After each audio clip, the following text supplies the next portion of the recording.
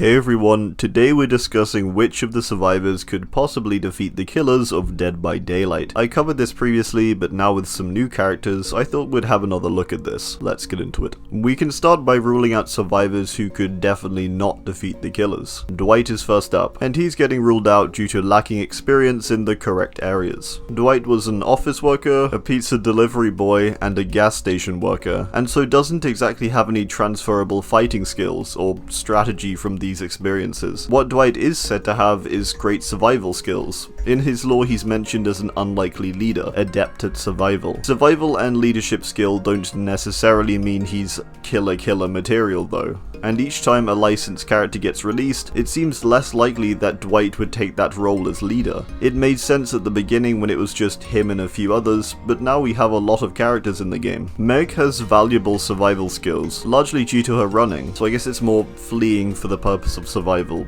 skills.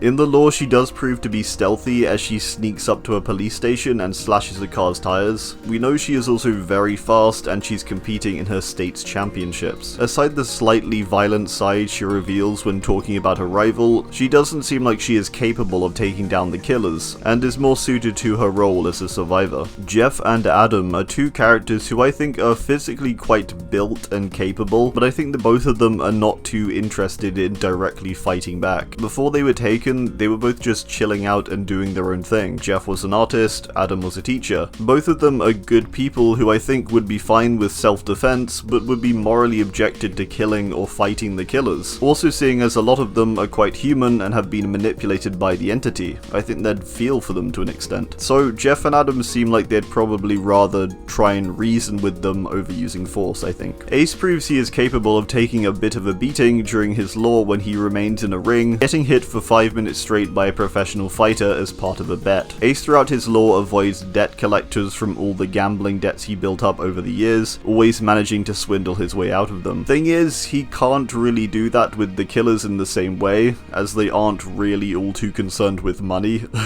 or getting it back. Basically, Ace can take a hit, and he has some good bargaining skills, but he's not killer material, and he's more suited to the survivor side. I'm ruling out both Yunjin and Jane, as these two both have largely lived their lives in luxury and in the high rises of big cities. From their lore, they both appear to be very hardworking and resilient, and so good survivors as a result. However, I don't think this makes them suddenly capable of taking down the killers. They have the drive, but I don't think they really have the skill set, what with them working in the entertainment industry. Yunjin could be argued to have a better shot due to her cutthroat nature in her lore. Maybe this could also be argued for Jane too, with her perk Head On being one of the only offensive perks in the game currently. Just with their backgrounds, I'm not too convinced they would succeed, although maybe they would try. Zarina shows a toughness in her lore and a willingness to face up to danger, directly interacting with the gang who were responsible for her father's murder. Similar to characters like Jeff and Adam though, I don't think Zarina has interest in solving issues through aggression, but instead exposing the true evil. I think she'd aim to take down the entity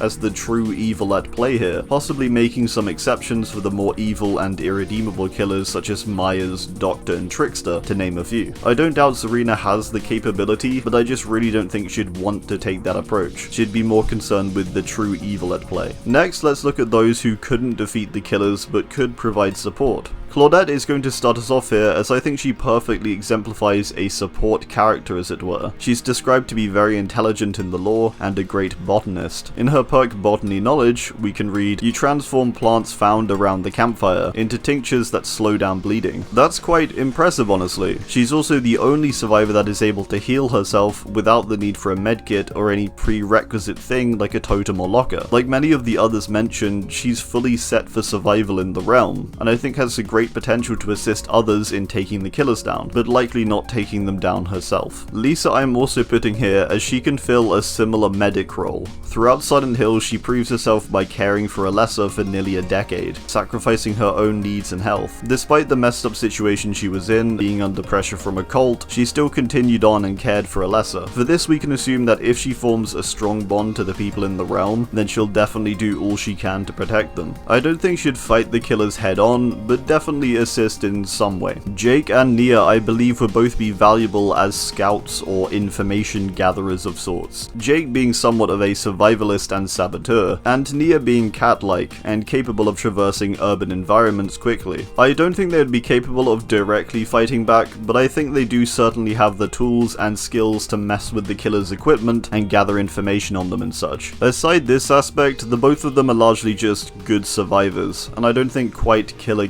material. For Feng, I've been pretty set on the idea of her being a possible killer due to her being a professional esports player, and so likely being able to succeed at the entity's trials, which are basically a game. However, I think I've also lent a bit too hard into this in previous videos, as esports players good at one game aren't necessarily good at another, or good at games in the real world just because they're good at them online. I still think there is some value with her skills though, to possibly provide some strategy or act as a support of some kind to organize or direct a killer group. I think given her skill set and it largely being to do with video games, she's not the best choice for taking the killers down. Maybe she could provide some help through strategy or coordination though. Felix is a character who does have prior training during his time as one of the members of the Pariah group, Children of the Imperiati, a group in search of the entity and its realm. After Felix's parents disappear, he stops searching for them after a while, deciding to instead pursue a life as an architect. He becomes a well-known and well-respected architect, building an architectural firm with a friend. He seems to largely want to escape his past and leave it behind. His training that his Imperiati parents gave him though, in preparation for the entity, will be valuable for strategy and such. And his architectural mind will also be a valuable asset in helping out the wider roster of survivors in building some kind of secure base or something, or assisting with the construction of weaponry. I think due to his trauma surrounding his parents' disappearance, he wouldn't want to be directly involved, but instead be more of a support now that he's here. Let's look at those who could possibly defeat the killers. Kate, I think, has a small possibility to defeat the killers, mainly due to her managing to fight off the entity before, being, I believe, one of only 2 people on the survivor roster to actually do so. Kate also threatens the entity to some degree due to the goodness of her. This seems to be part of the reason she evades it to begin with, is that she's just that good. Being described as a ray of sunshine in the entity's realm by Benedict Baker. I think she has a chance to actually draw the humanity out of some of the killers due to her good nature and ability to interact with almost anyone. Characters like Trapper, Wraith, Legion, Nurse, or Spirit could maybe be swayed by her, who knows. Aside this, she does have entity claw kicking on her record too, so that's just another thing to back up her possible killer killing, or more likely killer persuading or in-goodening. Yui I'm placing in this category due to her determination and strength mainly, as well as her camaraderie with others. In terms of direct fights, the only example is her fighting off her stalker who's got a knife in the lore. However, I think the reason Yui is fitted for killer killing is that she's very protective of those around her, so when faced against the killer, I think she would totally be down for doing all she could to fight that killer off. This is shown through her perks somewhat, with Breakout and Any Means Necessary. In the lore, she builds a group named the Sakura 7, who she provides for, helping its members and receiving help in return. Assuming she is bonded in a similar way to at least a few of the survivors in the realm, I think she would totally fight back, and could defeat some of the more physically human killers. Tap, I believe, would fight back. In the Saw films, he becomes obsessed with the idea of the Jigsaw killer, doing all he can to try and find proof and expose them. The first time he encounters Jigsaw, he gets his throat slit and his partner dies. This doesn't stop him though, leading him to continue working, getting dismissed from the police force due to being so obsessed. His obsession does also lead to his death later on when he's shot. Tap's need to see things through and get to the bottom of injustice, however unhealthy, does mean he would likely be pretty good at taking down the killers, especially as in the realm, it's less personal it seems. I think with caution and with a few others, he could take a killer down, but probably not all of them, especially the more supernatural ones. Sybil is a character who proves herself capable in Silent Hill, facing down the monsters there and surviving many of them. A lot like Tap though, she dies, or at least there is a chance she can die at the end, depending on the ending. I think purely for her skill in combat, as well as having previous encounters with the supernatural, she is possibly capable of taking down the killers. David spends a lot of his time in fight clubs and collecting debts. In his lore, tome, and Arcus entries, David is pretty much always fighting or beating someone up. He is capable too of beating people larger or stronger than him. People are scared to fight him him during his tome lore due to how badly he beat his prior opponents up. In Arcus 9873, he threatens to burn some guy alive if he doesn't pay his debts. This guy could literally be a killer if it weren't for the fact that he does seem to care for others to a degree. He probably has killed, it seems. He's gonna have no objection to fighting back or facing down the stronger killers even, so David for sure has a high possibility to defeat them. His greatest asset is his sheer strength, as well as his careless or relentless nature. His lacking area is that he doesn't know too much about his opponents and has had very little interaction with the supernatural. But for most of the physically human killers, I think he could totally beat them. Quentin, Steve, Jonathan, and Nancy are 4 characters who have some experience in fighting the supernatural. Steve has fought Demodogs and Demogorgons, primarily with his baseball bat. Nancy and Jonathan have also done the same, just not with a baseball bat.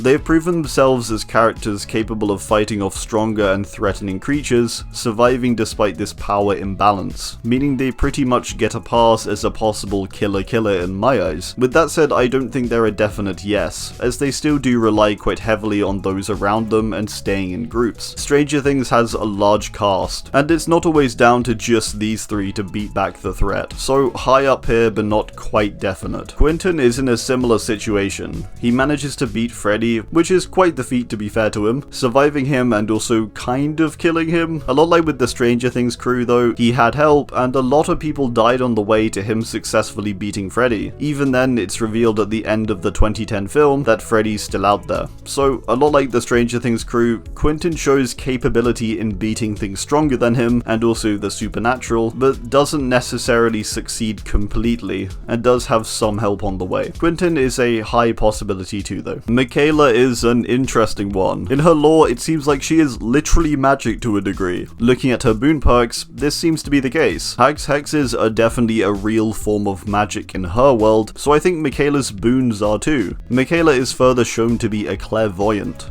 Another thing we can see in her perk, clairvoyance.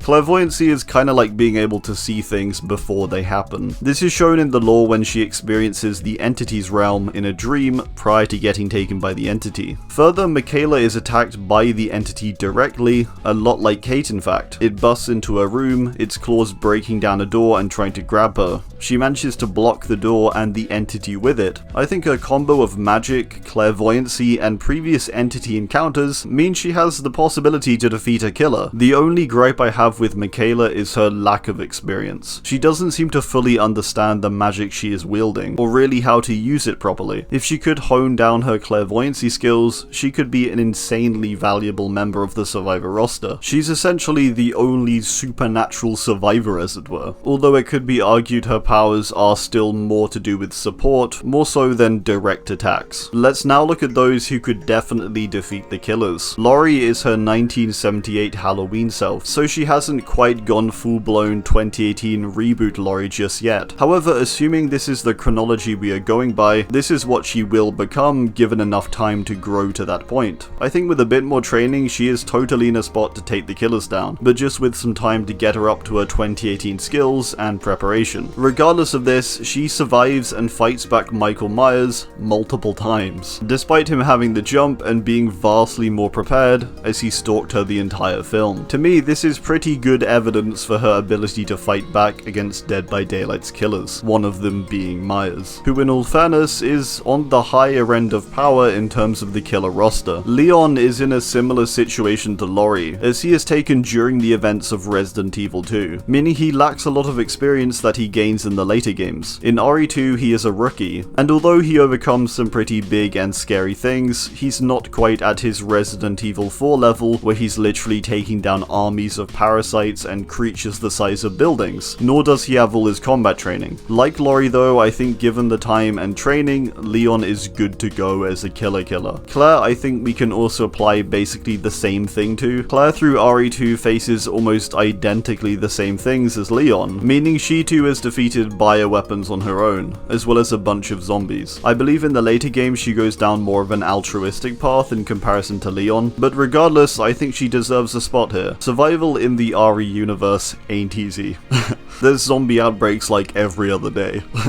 Elodie is quite high up here as a character who has dedicated her life to finding the entity and getting into its realm to save her parents. She does some pretty dangerous stuff like going to ancient catacombs and evade creepy cult members who stab her. Yeah, it's weird. She primarily has a good shot at beating the killers though, because she essentially prepares her whole life for beating an otherworldly threat, the entity, meaning she's likely more than capable of taking down a killer, especially if she had all her specialized equipment with her. In terms of survivors in the realm, she's likely the most knowledgeable of the realm and the thing that controls it, meaning if there's a weakness, such as the blight, she's the most likely to exploit it and use it to beat the killers, or simply to find a way to overcome them to try and save her parents, and then defeat the entity. Yeah. Bill, Cheryl, Ash, Chris, and Jill are the 5 characters I'm marking down as the best contenders for killer killing. These 5 have proven their ability to take down different supernatural things, far more powerful than humans, on multiple occasions. Bill's fought in wars, taking down thousands of zombies during Left 4 Dead, many of them being special infected or even tanks. When he is killed in the process of saving his friends, he takes down multiple tanks on the way too. Tanks are these huge, incredibly strong and durable zombies, so this is quite the feat. Cheryl takes down monsters and lots of other creepy stuff in Silent Hill 3. She also beats a literal god. She has protection such as the Seal of Metatron and lots of different weapons, but still it's quite impressive, especially as during the game she's only 17. She further shows her power in the realm with her perk Repressed Alliance, where she can call upon the entity and command it to block a generator. Ash defeats thousands of deadites and a bunch of demons too throughout his films and TV series. He's also prophesized as the savior of humanity in his universe, and is feared by many of the deadites due to how many of them he has beaten. Chris and Jill have both fought so much during the Resident Evil games. Jill of course beats Nemesis in Resident Evil 3, a weapon-wielding tyrant. Throughout the games they kill a bunch of zombies, tyrants, and different experimental biological weapons. Yeah, basically these 5 are definitely capable of taking down the killers. They have a better chance with weapons, but I don't doubt they could do it without too, with some ingenuity of course. They maybe even pose a threat to the entity itself. Alright, well that's gonna do it. I do hope you enjoyed, and as always,